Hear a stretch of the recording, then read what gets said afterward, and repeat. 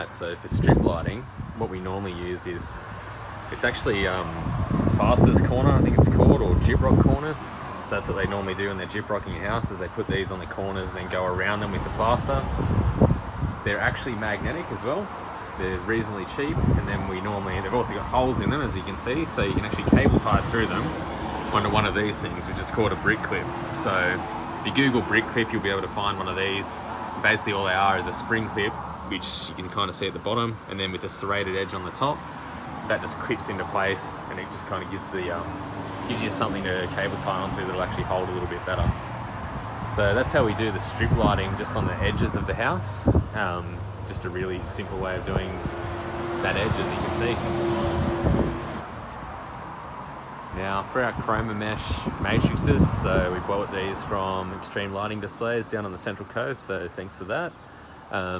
We've just done this year, we've got these blocks of wood that are just going into brick anchors, and then on the bottom we've got eyelets that are just coming down from the top, and then I've just put a clip on the end and some wires, so you can actually adjust, doing it that way, just cable tying on the bottom, you can actually just adjust the height so you can make it sit up or down within the window. So you can sort of pick the height that you want, so if they're not quite where you want, you can just either adjust the cable tie or adjust the wires to bring them up to get them to the height that you actually want.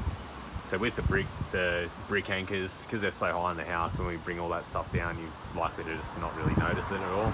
And it just means that for next year, when we want to do this, it's just a matter of lining up the bits of wood with the anchors, just putting the bolts in, and then making sure the eyelets and everything are down. So it's just, as long as you store the wood in a decent place throughout the year, then you're all good to go for next year, which is the aim. We spend a lot more time this year doing little things like this, so that next year when we go to set everything up, it's just going to be a matter of doing it a lot quicker.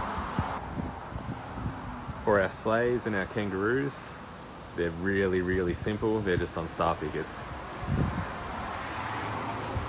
So that's literally all they are. Just a star picket and cable tied through the star picket. You can kind of see at the moment it's a reasonably windy day. They do flop around a little bit, but they haven't fallen off yet, which is good.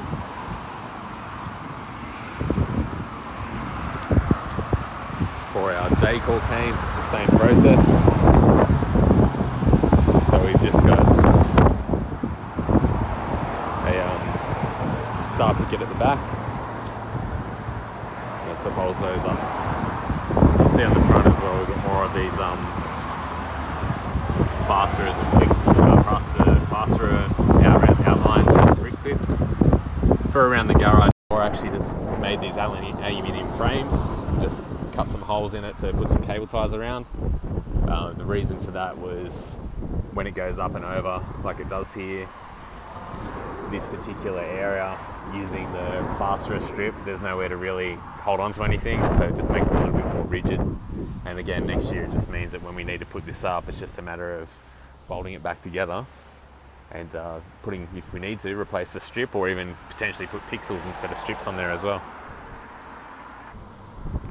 Alright, for our arches, because we're actually just still using pixel arches, not using HDPE or anything, all we've got is some PVC pipe, and it's actually on just these little like Rio bars basically. So you just put them straight into the ground, and then put another one wherever you want it to be, and then bend them over into an arch. So it's just a really simple way of being able to set up your arches. You don't have to then build any frames or anything around the back. If we do need to, we can always use like a jock strap that goes back into the top of the trees at the back, just to give it a little bit more support going backwards. But we found that most of the time when they're sitting so low on the ground, it's actually fine the way that they are. Okay, 46-inch singing bulbs with a motor that rises them up and down. So the CG1500 here has got one of the Hanson Electric DC dimmers in the box, and then to keep it on the box, we've just basically drilled some holes in the back and then cable tied through them as well. So you've only got a really tiny hole, you can't really get much water or anything in there. It's rained quite a bit, and that's worked perfectly fine the whole time through this season so far. For these, we'll probably look at replacing the framework on these with maybe aluminium or steel or something next year, because pine does not hold up very well in the wet. It's kind of hard to see, but we've also got on the back of the singing frames just some PVC to basically provide some support so that when it's windy they can't really rock left and right, as they've got to basically a stopper bar at the back so that if they do rock left and right they're going to get stopped by that. Okay, our small mega tree. Basically the bottom of this, a lot of grass growing this year because it's actually raining in Australia for once, is a rim lock off a dump truck. So thanks to the G Family Light Show for giving us the other half of their tree to do this with. And then just cable tie the strips around the bottom and some J hooks on the top and the tree topper we got from Extreme Lighting Displays. And then we've just got the star sitting on top. Now for the actual tree, it's actually the brake drum off an old truck that my old next door neighbour welded up for us, and then it's just got a telescopic bit of steel that goes up to the top there that we can bring up and down, and then the ratchet straps that are around it is just so that when it is windy that it can't rock left and right. It's basically the same as guy wires, not as pretty but does the job. It hasn't fallen over yet, so it's definitely working the way that it's meant to. For this stuff along the gate, that's just really simple to put that up. We just cable tie it on because we've got the ability to do so. These similar sort of concept to what we did with the matrices on the window. Just got an eyelet in the top, some wires that you can just crimp off, and again you can either use the cable ties to bring it up or down. They're not very heavy with that many lights, so it's perfectly fine to have it set up the way that it is. So that's just a brief example of the way that we've mounted things. For our strip lighting along the gutters, it's just double-sided tape the whole way along.